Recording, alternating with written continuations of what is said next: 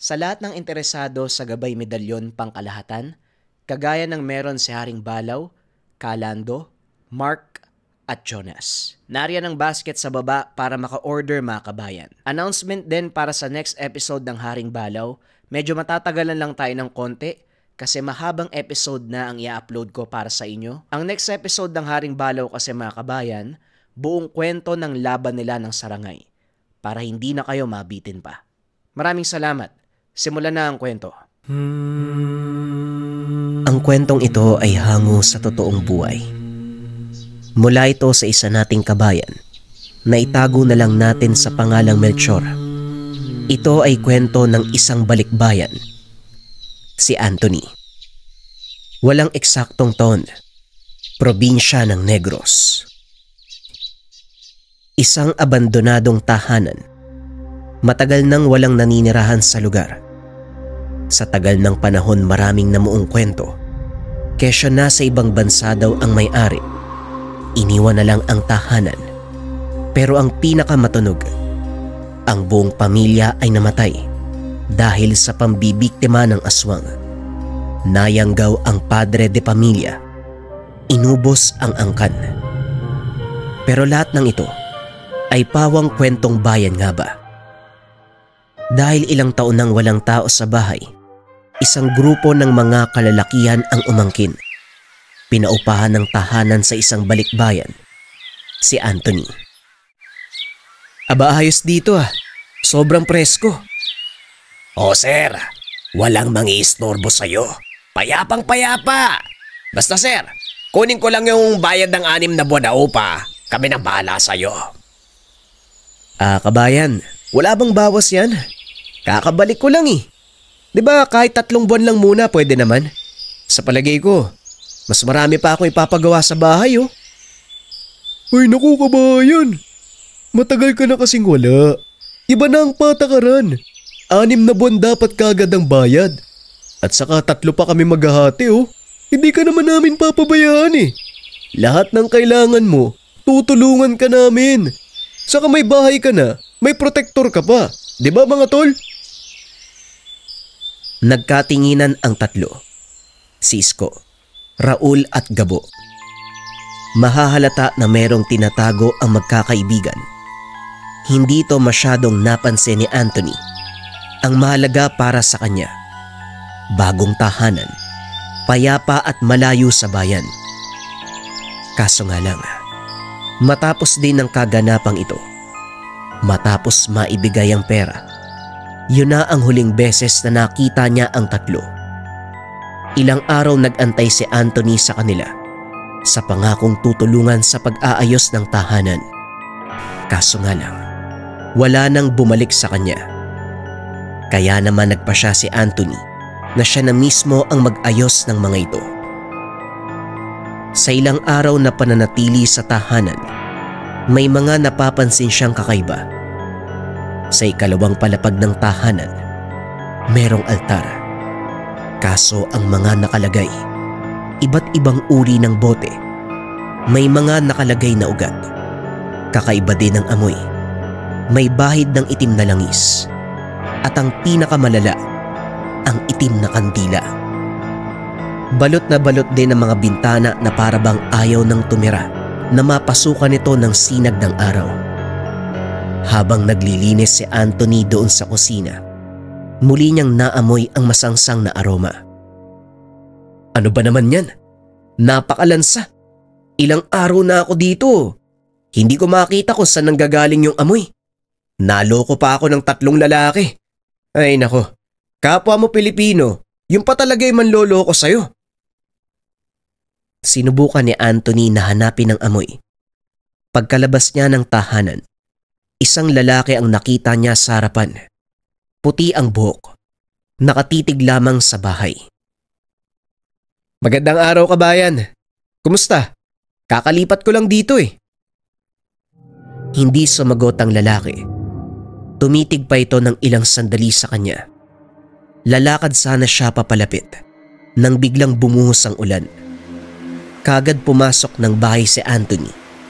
Kaso nga lang ilang minutong nakalipas, nakarinig siya ng katok sa pintuan.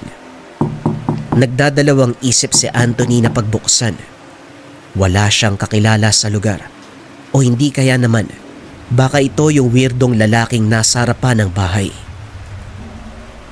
Teka, baka ito yung tatlong lalaking manloloko ah. Sa wakas bumalik din sila.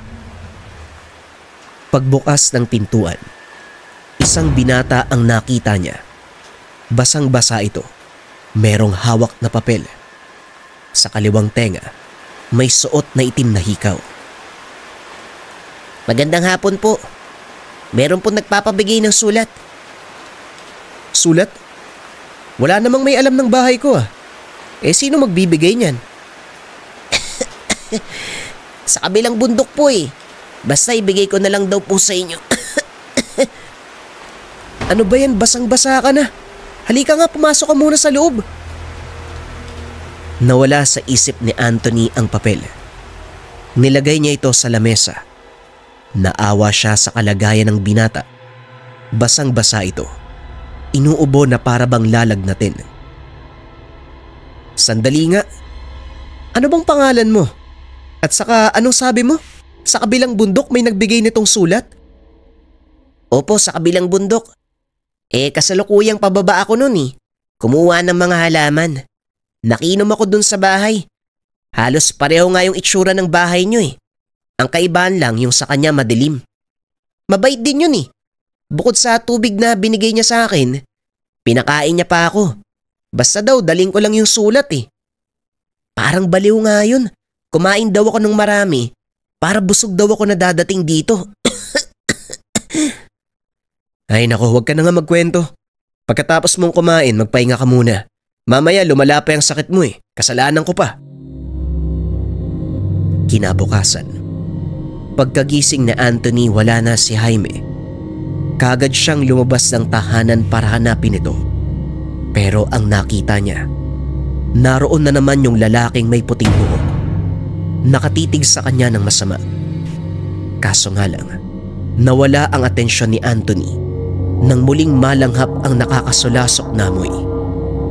Kaagad niyang sinundan kung saan ito nanggagaling hanggang sa mapunta sa likod ng bahay. Nakakita siya ng butas na tinatakpan ng mga dahon. Pagkatanggal ni Anthony, halos masuka. Samot-saring nabubulok na laman ang tumambad sa kanya. Hindi na nagdalawang isip si Anthony. Kaagad niyang nilinis ang lugar. Tumagal ito ng ilang oras bago matapos. Kaso nga lang pagkabalik niya sa harapan ng bahay, naroon pa rin yung lalaking may puting buhok. Medyo madilim na mga oras na yun. Nakatitig pa din sa bahay. Kaya naman ng mga oras na ito, lalapit na sana si Anthony doon sa lalaki. Bagong lipat ka dito? Aba, matagal na panahon na magmula nang may tumira sa bahay na yan. Mag-iingat ka. Huwag ka agad magtitiwala. Nagulat si Anthony. Hindi kaagad nakasagot. Pagbalik niya ng tingin doon sa lalaking may puting buhok, wala na ito sa harapan ng bahay. At yung matanda naman na nakausap niya, naglalakad na din palayo. Nakaramdam ng kakaiba si Anthony pagkatapos nun. Bigla niyang naalala yung binigay na sulat ni Jaime. Dali-dali siyang pumasok ng bahay at tinignan ng sulat. Ang nakalagay, "Ito na ang huling kabayaran sa sumpa ng angkan." Matapos nun, bumukas ang pintuan. Dahan-dahang lumabas si Anthony.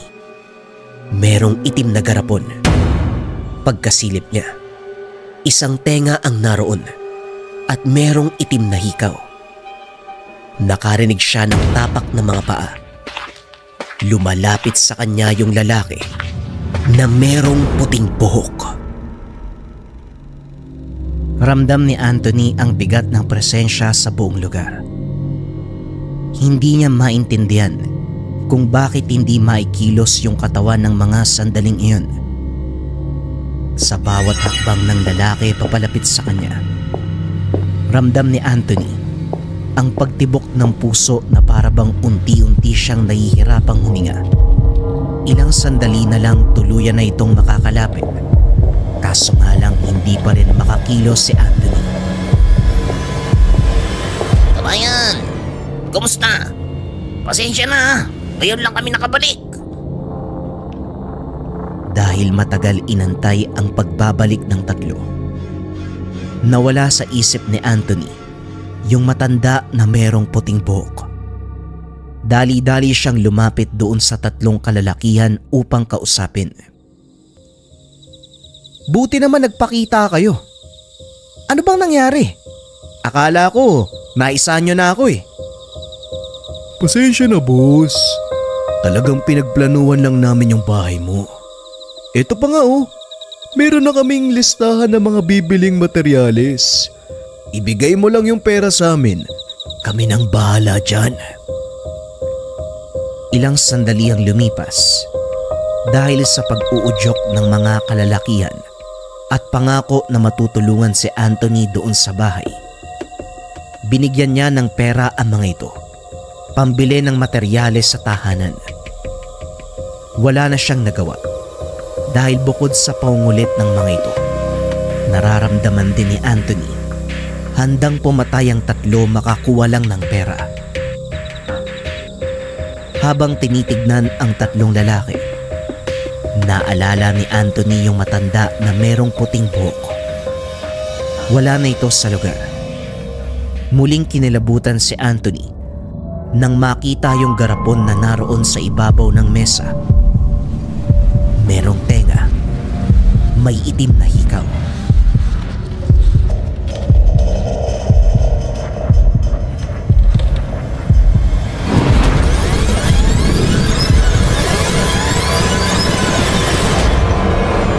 Hindi na to nakakatawa. Parang pinaglalaroan ako ng mga nakatira dito ah. Akala siguro ng mga to porket balikbayan, hindi kayang makipagsabayan sa kanila. Pwes, kung yan ang gusto nyo, yan ang ibibigay ko. Dali-daling nilapitan ni Anthony ang garapon. Saktong paghawak niya, humangin ng malakas. Muli niyang nakita yung matanda na merong puting buhok. Nasa harapan ng tahanan, nakatitig sa kanya. Manong, ano bang problema mo? Ano bang problema niyong lahat? Nawala ang takot na nararamdaman ni Anthony. Napalitan ng galit, inis, pagkadismaya kung paano siyang itrato ng mga kababayan. Dali-dali niyang sinundan yung matanda papasok ng gubat. Nilamon ang galit. Hindi na napag-isipan ang susunod na gagawin. Ang mahalaga para sa kanya, magkaroon ng sagot ang mga katanungan. Kaso nga lang habang naroon sa gubat, unti-unting nawala ang tapang ni Anthony nang mapansin ang presensya sa loob. Madilim, buhay na buhay ang mga puno. Parang sobrang daming nakatitig sa kanya. Nakakarinig din ng iba't ibang huni si Anthony na parang hindi nagmumula sa normal na hayop o insekto. Pero ang pinaka nagpalala ng sitwasyon, yung mga tapak ng paa. Rinig na rinig ni Anthony na merong sumusunod sa kanya. Sunod-sunod na ang kaganapan, kasabay ng mga yapak ng paa. Kaluskos at angil na nagmumula sa iba't ibang direksyon. Dito na tuluyang napatakbo si Anthony. Lubhang pinagsisisihan ang pagsunod sa matanda. Ano pang nangyayari dito? Isa demonyo lahat ng tao dito. Tulungan niyo ako pakiusap. Tulungan niyo ako!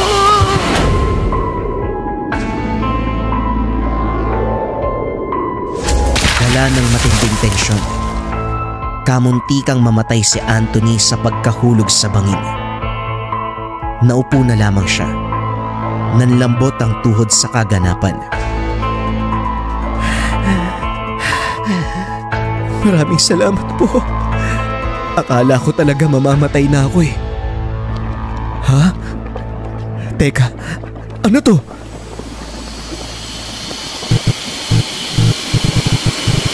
Walang pagdadalawang isip, dali-daling tumakbo si Anthony papalayo sa lugar.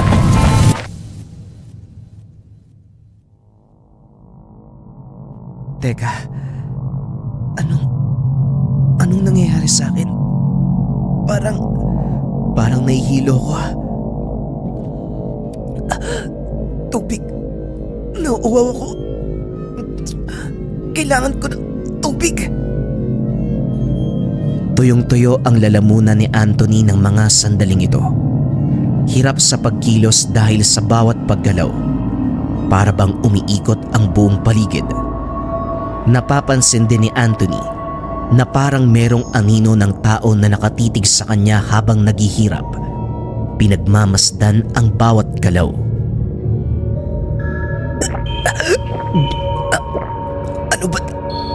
Ano ba tong nangyayari sa akin? Bakit hindi nawawala yung uhaw ko? Halos maubos ko na yung lahat ng tubig. Dala ang lalagyan ng tubig. Sobrang pagod. Napaiga na lang si Anthony. Unti-unting nawalan ng malay. Tao po! Tao po! May tao ba riyan? Nakabalandra yung pintuan mo! Ayos ka lang ba dyan sa loob? Biglang naging maayos ang pakiramdam ni Anthony. Dali-daling lumabas ng tahanan upang kausapin ang matanda. Nagbabaka sakali na mabigyan siya ng kasagutan. Kaso nga lang nang makita yung dalang hilaw na karne ng matanda, bigla na namang nagbago ang reaksyon. Bumalik ang labis sa pagkauhaw. Gamunggo ang pawis sa muka.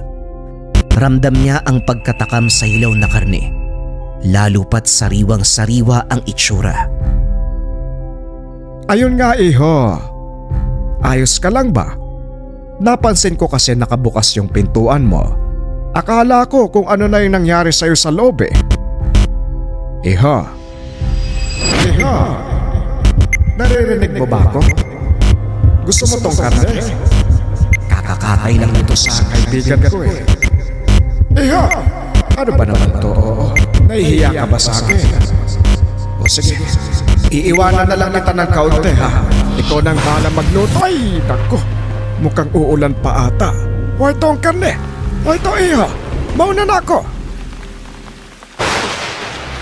Pagkabot ng karne kay Anthony, ramdam niya sa buong katawan ng kilabot. Sobrang init sa pakiramdam. Napakaigpit ng hawak niya sa karne. Anumang oras gusto itong kainin. Alam niya sa sarili na maling gawain ito. Pero merong nagtutulak sa kanya na isubo ang karne. Kasabay pa nito ang labis na pagkawaw. Hindi maintindihan ng sarili. Kahit malakas ang buhos ng ulan, naaamoy niya ang sarap ng hilaw na karne. Hindi na rin napansin sa sarili na unti-unti niya itong inilalagay sa bibig.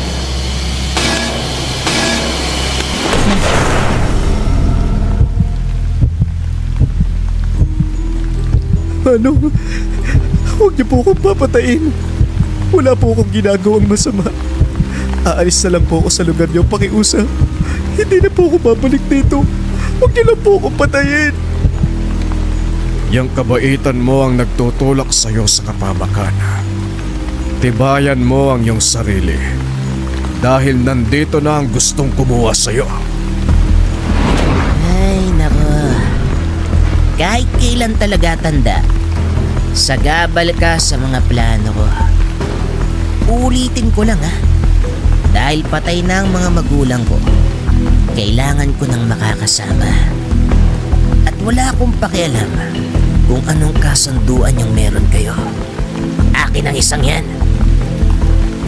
Nagbago ang kulay ng mga mata ni Jaime. Naging purong itim. Kasabay nito ang pagtaas ng kamay. Namilipit si Anthony sa sakit. Napahiga sa lupa dahil parang hinahalukay ang buong kalamnan. Kasabay nito tuwang-tuwa si Jaime sa kaganapan. Ayon sa kanya, nasa loob na ng katawan ni Anthony ang sumpa. ilang panahon na lamang, tuluyan na itong mayayanggaw. Samantala, nanatiling nakatitig sa kanya si Claudio. Walang ginagawa, walang reaksyon ng mukha.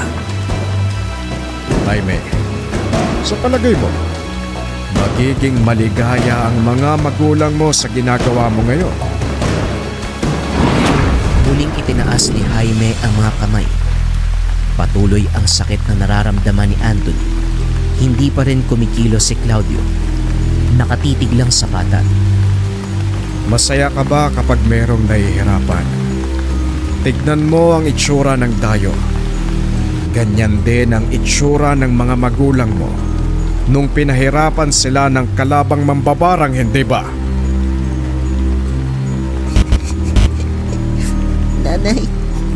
Nanay, pasensya na po kayo. Hindi ko po sinasadya na patayin yung alagang hayop ng mambabarang eh. Kasalanan ko po. Kasalanan ko po kung bakit kayo namatay eh. Tama na. Sobrang sakit.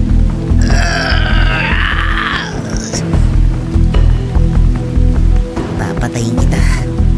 Kagaya ng ginawa ng mambabarang sa mga magulang ko. Tama na, Jaime. Patay na ang mambabarang na pumatay sa mga magulang mo. Huwag ka nang mandamay. Pakiusap. Itigil mo na to. Hindi pwede. Lahat kayo papatayin ko. Lahat kayo ay dadamay ko. Mukhang tama nga ang iyong mga magulang. Kailanman, hindi kita mababago. Inilabas ni Manong Claudio ang punyal. Kinargahan ng orasyon. Patuloy sa pagwawala si Jaime. Kaso nga lang wala na itong nagawa. Dahan-dahang binaon ni Claudio ang punyal sa puso nito hanggang sa binawian ng buhay. Kasabay niyan, nawala din ang sakit na nararamdaman ni Anthony. Ang huli niyang nasilayan, umiiyak si Manong Claudio habang hawak-hawak ang bangkay ni Jaime hanggang sa mawalan siya ng malay.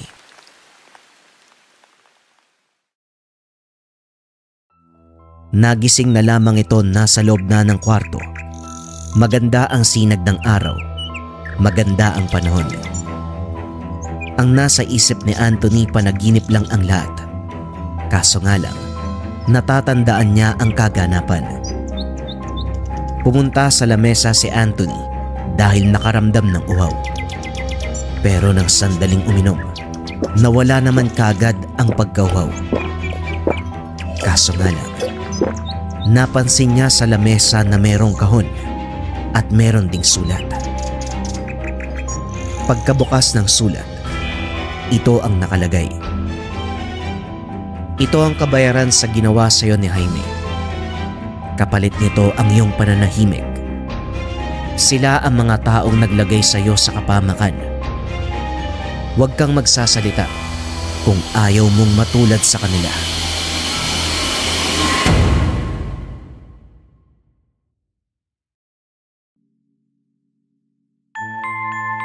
Kayo ba mga kabayan? Kung ikaw si Anthony, ipagkakalat mo ba yung nangyari?